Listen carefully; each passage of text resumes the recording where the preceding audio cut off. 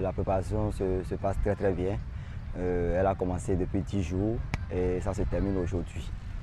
Je crois que c'est le moment de féliciter et de remercier un peu le bureau exécutif de la fédération qui a mis tous les moyens qu'il faut pour qu'on puisse se préparer dans de très belles conditions. Actuellement, nos joueuses sont fin prêtes.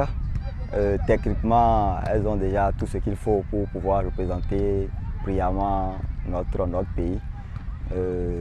Sur le plan technique, toutes les notions leur ont été déjà données et elles ont ce qu'il faut pour pouvoir amener de belles choses du côté d'Accra.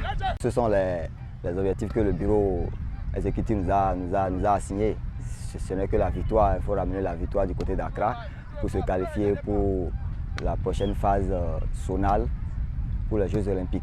Donc nous allons à Accra pour ramener la victoire pour se qualifier pour la seconde phase de la qualification des Jeux Olympiques du côté du Japon en 2020.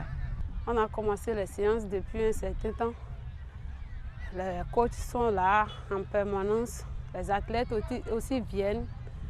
On suit les consignes des coachs, même si les séances ont commencé tardivement, quand même on a commencé et on a achevé les séances comme c'était prévu.